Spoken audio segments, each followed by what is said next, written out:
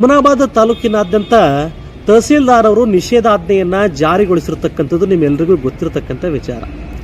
ನಿನ್ನೆ ಇಬ್ಬರು ರಾಜಕಾರಣಿಗಳ ಘರ್ಷಣೆಯಿಂದ ಇಡೀ ರಾಜ್ಯ ಈ ಸಂದರ್ಭದಲ್ಲಿ ಬೆಚ್ಚಿ ಬಿದ್ದಿರತಕ್ಕಂಥದ್ದು. ಬೀದರ್ನಲ್ಲಿ ಸಚಿವ ಈಶ್ವರ್ ಖಂಡ್ರೆ ಅವರ ನೇತೃತ್ವದಲ್ಲಿ ಕೆಡಿಪಿ ಸಭೆ ನಡೆಯುತ್ತೆ. ಆ ಕೆಡಿಪಿ ಸಭೆಯಲ್ಲಿ ಹುಮನಾಬಾದ್ ಶಾಸಕ ಸಿದ್ದು ಪಾಟೀಲ್ ಇನ್ನು ಪರಿಷತ್ ಸದಸ್ಯ ಭೀಮರಾವ್ ಪಾಟೀಲ್ ನಡುವೆ ಘರ್ಷಣೆ ಆಗುತ್ತೆ. ಆ ಘರ್ಷಣೆಯ ವಿಡಿಯೋಗಳು ಇಡೀ ರಾಜ್ಯಾದ್ಯಂತ ಸೋಷಿಯಲ್ ಮೀಡಿಯಾದಲ್ಲಿ ಸಾಕಷ್ಟು ಪ್ರಮಾಣದಲ್ಲಿ ವೈರಲ್ ಆಗಿರ್ತಕ್ಕಂಥದ್ದು ನೀವೆಲ್ಲರೂ ನೋಡ್ತಾ ಇದ್ದೀರಿ.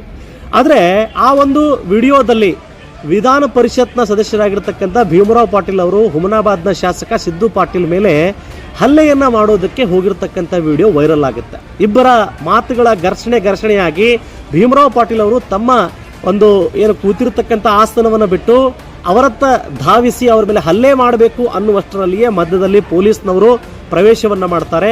ಹಲ್ಲೆ ಇನ್ನೇನು ಮಾಡಬೇಕು ಅನ್ನುವಷ್ಟರಲ್ಲಿ ಇಬ್ಬರನ್ನ ದೂರ ಸರಿಸ್ತಾರೆ. ಕೆಡಿಪಿ ಸಭೆಯನ್ನ ಸಚಿವ ಈಶ್ವರ್ ಖಂಡ್ರೆ ಅವರು ಮುಂದೂಡಲಾಗಿದೆ, ನಿರ್ದಿಷ್ಟಾವಧಿಗೆ ಮುಂದೂಡಲಾಗಿದೆ ಎನ್ನುವ ಘೋಷಣೆಯನ್ನು ಮಾಡ್ತಾರೆ. ಈ ವಿಡಿಯೋ ನಿನ್ನೆ ಇಡೀ ರಾಜ್ಯಾದ್ಯಂತ ಸಾಕಷ್ಟು ಸಂಚಲನವನ್ನು ಉಂಟು ಮಾಡಿತು. ನೋಡಿ, ಸಾರ್ವಜನಿಕರು ಸಾರ್ವಜನಿಕರ ಸಮಸ್ಯೆಯನ್ನು ಬಗೆಹರಿಸೋದಕ್ಕೆ ನಿಮ್ಮನ್ನ ಶಾಸಕರನ್ನಾಗಿ ಮಾಡಿದ್ದಾರೆ, ಪರಿಷತ್ ಸದಸ್ಯರನ್ನಾಗಿ ಮಾಡಿದ್ದಾರೆ. ಆದರೆ ನೀವೇನು ಮಾಡ್ತಾ ಇದ್ದೀರಿ?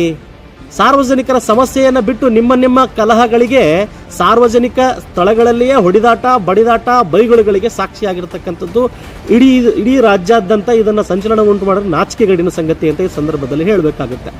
ನಿಮ್ಮ ವೈಯಕ್ತಿಕ ವಿಚಾರಗಳು, ಎಲ್ಲರೂ ನೀವು ದಾಯಾದಿಗಳು, ಜೊತೆಗೆ ಅಣ್ಣ ತಮ್ಮಂದಿರೇ ಇದ್ದೀರಿ ಮತ್ತು ತಾಲೂಕಿನಲ್ಲಿ ನೀವು ಅಥವಾ ನಿಮ್ಮ ಅಣ್ಣಂದಿರೇ ಅಧಿಕಾರವನ್ನು ಅನುಭವಿಸಿರ್ತಕ್ಕಂಥದ್ದು. ಈಗ ಸಿದ್ದು ಪಾಟೀಲ್ ಅವರಿಗೆ ಅವಕಾಶವನ್ನ ಕಲ್ಪಿಸಿದ್ದಾರೆ. ಆದರೆ ಈಗಲೂ ಕೂಡ ಸಮಸ್ಯೆಯನ್ನು ಬಗೆಹರಿಸುವುದನ್ನು ಬಿಟ್ಟು ನೀವು ಘರ್ಷಣೆಯಲ್ಲೇ ಕಾಲ ಕಳೆದ್ರೆ ಸಾರ್ವಜನಿಕರು ಏನು ಮಾಡಬೇಕು? ಸಮಸ್ಯೆ ಬಗೆಹರಿಸಬೇಕು ಅಂತ ನಿಮ್ಗೆ ಅನಿಸಲ್ವಾ? 2-3 ವರ್ಷಗಳ ಸರ್ಕಾರ ಬಂದು 2-3 ವರ್ಷ ಬಂದು ಕಳೆದು ಹೋಯ್ತು.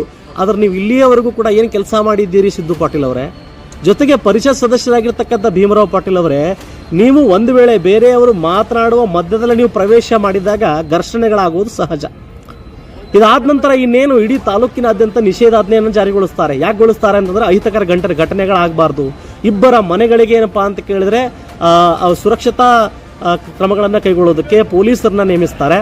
ಇಷ್ಟೆಲ್ಲ ಆದಮೇಲೆಯೂ ಕೂಡ ಮತ್ತೆ ಅಲ್ಲಿ ಬಂದು ಹೇಳ್ತಾರೆ ಭೀಮರಾವ್ ಪಾಟೀಲ್ ಅವರು ಸುದ್ದಿಗೋಷ್ಠಿಯಲ್ಲಿ, ಏನಾಗಿರ್ತಕ್ಕಂಥದ್ದು ಆಗೋಗಿದೆ, ಯಾರು ತಲೆ ಕೆಡಿಸ್ಕೋಬೇಡಿ, ಶಾಂತತೆಯನ್ನು ಕಾಪಾಡಿ ಅಂತ ಹೇಳ್ತಾರೆ. ಅಲ್ಲ ಸರ್, ನೀವು ಮಾಡೋದೆಲ್ಲ ಮಾಡಿಬಿಟ್ಟು ಈಗ ಮತ್ತೆ ಶಾಂತತೆಯನ್ನು ಕಾಪಾಡಿ ಅಂತ ಹೇಳ್ತೀರಿ. ಯಾವ ನೈತಿಕತೆಯಿಂದ ಹೇಳ್ತಾ ಇದ್ದೀರಿ ಅಂತ ನನಗೆ ಗೊತ್ತಾಗ್ತಾ ಇಲ್ಲ. ಸೊ ಈಗಲಾದರೂ ಜನರ ಸಮಸ್ಯೆಯನ್ನು ಬಗೆಹರಿಸುವಂಥ ಚಿತ್ತ ಹರಿಸ್ತಿರೋ, ಇನ್ನು ಹೀಗೆ ನೀವು ಜಗಳ ಆಡ್ತಾ, ಕಚ್ಚಾಡ್ತಾ, ಒಬ್ರಿಗೊಬ್ರು ಬೈದಾಡ್ತಾ, ಘರ್ಷಣೆ ಮಾಡ್ತಾ ಕಾಲಹರಣ ಮಾಡ್ತಿರೋ ಅಂತ ನಾನು ನಿಮಗೆ ನೇರವಾಗಿ ಪ್ರಶ್ನೆಯನ್ನು ಮಾಡ್ತೇನೆ. ಮತ್ತೆ ಭೇಟಿ ಆಗ್ತೇನೆ. ನಮಸ್ಕಾರ.